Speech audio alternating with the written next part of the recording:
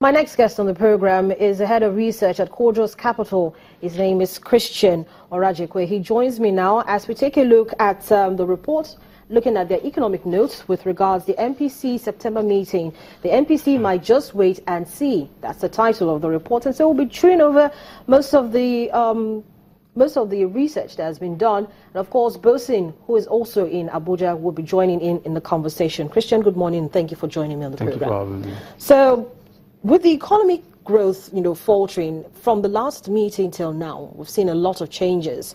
And you're of the view that the MPC might just wait and see. Why? I think this meeting actually presents the MPC in the kind of situation they found themselves when they had the meeting in May.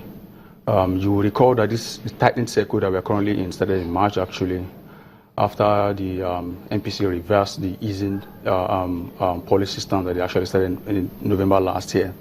And the reason for that was, because of the uptrend in inflation, and also because it was believed that the easing, policy actually left a lot of liquidity in the system and had a lot of pressure on the exchange rate. So after the tightening in March, it was expected there's going to be another tightening in May, but incidentally, it's kind of coincided with a period of GDP number that was released in the first quarter, negative growth, about 0.36%, the first, in the country's history in a very long time. And also considering the unemployment was at 12% at that time, the PMI data, even compiled by the CBN itself, wasn't looking very attractive.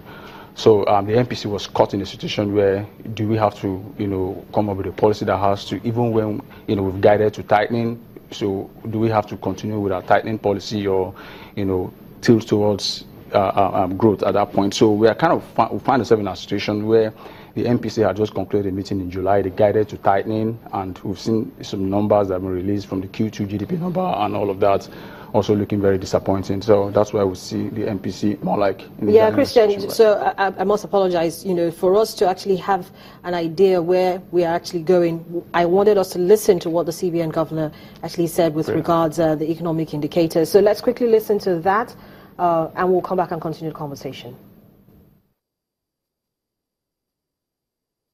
The Nigerian economy is still saddled with effects of the shocks of the first quarter of 2016, which led to a contraction in output arising from energy shortages, high electricity tariff, price hikes, scarcity of foreign exchange, and depressed consumer demand, among others. Whereas the influence and persistence of some of the factors waned in the second quarter, it is unlikely that the economy rebounded strongly in the second quarter as setbacks in the energy sector continued, owing mainly to vandalism of oil installations. In addition, the implementation of the 2016 budget in the second quarter remained slower than expected in the second quarter. The committee noted that most of the conditions undermining domestic output growth were outside the direct purview of monetary policy. It nonetheless hopes that the regulation in the downstream petroleum sector and the liberalization of the foreign exchange market will help bring about the much-needed relief to the economy. Data from the National Bureau of Statistics indicate that domestic output in the first quarter of 2016 contracted by 0.36%, the first negative growth in many years.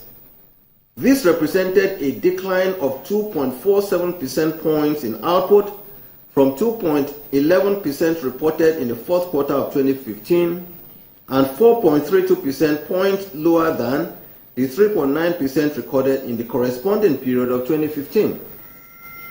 Aggregate output contracted in virtually all sectors of the economy, with the non-oil sector recording a decline of about 0.18% compared with the 3.14% expansion in the preceding quarter.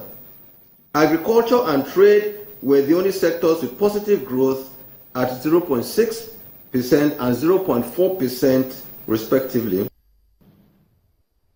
Mr. Godwin Emefiele is still at the July MPC meeting there, reading some of the domestic economic and financial developments. Of course, Christian, we're back to you in the studio, and already you started talking about it, but you see the scenario has changed between then and now. And so with the way things are, we have a GDP contraction of minus 2.06%. Do you think that actually the approach should still be a wait and see, going by the performance of the macro indicators? I still think the MPC will most likely wait and see. The reason being, if you look at the content of the reports that we actually reported, you like to see that there is really no clear relationship between, historically, between what happens to the NPR and especially what banks charge in terms of their lending. The reason for the argument for a rate cut in this meeting, consensus, is because you would expect that if the NPR reduces and if the MPC reduces the interest rates, you would expect that banks would simultaneously reduce the lending rates as well. That would help to encourage borrowing. That would help to stimulate growth and all that. But you want to ask yourself that the point where we are right now, considering the significant deterioration in the economy, considering the fact that most businesses are not performing very well, and our banks are very mindful of their NPL that are currently high. Do you think that a reduction in NPL would, will be an incentive, would more like stimulate banks to reduce their lending rate? It doesn't seem so. But then do you think to stimulate portfolio, because according to this data that we just released and was just released by the National Bureau of Statistics, I'm sure you heard me talking about it on the program, portfolio and foreign direct investments recorded increases of 24.45% and 5.6%, 5.64% respectively for the month of June. So there must definitely have been something that it seems as if investors actually keyed into the policy responses at the last meeting. Yeah, it's quite interesting. We'll be talking to a couple of foreign portfolio investors, largely Kodos clients, and the view remains the fact that the yield on Nigerian assets are very, very attractive at this point.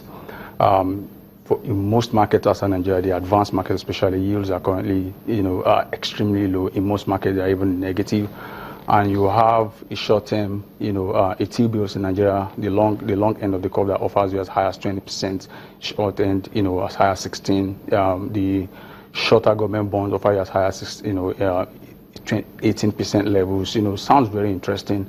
And you also have a central bank that appears, although they haven't done enough yet, but there seems to be a lot of policies towards the exchange rates, trying to stabilize, the exchange rate and sort of, create more incentive for investors who are looking into Nigeria. So the yields are very attractive, and I want to believe that a lot of investors are looking at it. And as soon as we get the exchange rates appropriate, I would think that will be the yields will be strong enough to attract a lot of inflows into the market. But you see, they're going into this meeting again with external reserves down below $25 billion. So that's a lot of pressure on them as well to begin to look at, because you're talking about diversifying the economy, and more they're talking about the interventions either from the monetary side or the fiscal side, but the monetary most especially because they are the ones that disperse funds. I would think that in terms of economic diversification and all of that, the bigger responsibility still lies with the fiscal authorities. The monetary policy authorities will just have to work around price stability, exchange rate stability, and also, the interest rates. So we operate an economy that is largely dependent on crude oil, and that's the major source of foreign exchange earnings for Nigeria. Nigeria has got significant potential in terms of agriculture. We also got other natural resources. You can see that the Minister of Mines, for example, is everywhere trying to make sure it attracts a lot of investors in that area, coal, steel, and all of that. So I believe that the fiscal authorities have significant role, like we noted in our report. To a large extent, if you have a fiscal authority, that opens the economy, that increases the attractiveness of the economy, if there's a significant improvement in the economy, I would expect that should, to a large extent, stimulate even banks themselves to reduce rates. Because the reason why banks are actually not lending now is that the business environment why they can't reduce rate right now is that the business environment is not favorable. There are a lot of factors that determine what rates are, and one of those factors is even the risk attached to the environment. If you table the Nigerian economy vis-a-vis what is going on in Kenya, you would see that there is significant divergence in terms of economic. In fact, what is going on in Ethiopia as well. there is signal divergence in terms of what is going on, with respect to government spending and, infrastructure spending and all of that. So, to a large extent, the responsibility of diversifying the economy and opening up sources of, significant inflow of foreign exchange in the long term, sustainably, still lies with the fiscal authorities. The monetary authorities, yes, would want to, so they have the responsibility of short-term policies that can help to bring in foreign inflows. But you would agree with me that foreign inflows are short-term funds. They are speculative funds. They come in and they leave. And when they come in, they are very good for us. But when they leave, they create significant shock, like we have during the period of the quantitative easing, the quantitative QE tapering in America. There was a significant shock in the Nigerian economy. When oil prices started going, and a significant shock. And then you see this meeting is coming. We just, with Brexit around, Brexit has happened, and we have the ECB as well. So many global issues, also as well as the domestic issues, may just make them, shift their stance. I would want to expect that the MPC would hold at this time. Let's leave it at that, Christian. Thank you so much for coming on the program this morning. Christian Orajakwe is the head of research at Quadros Capital. Business Morning continues in just a moment. We've got another perspective to this conversation. Stay with us.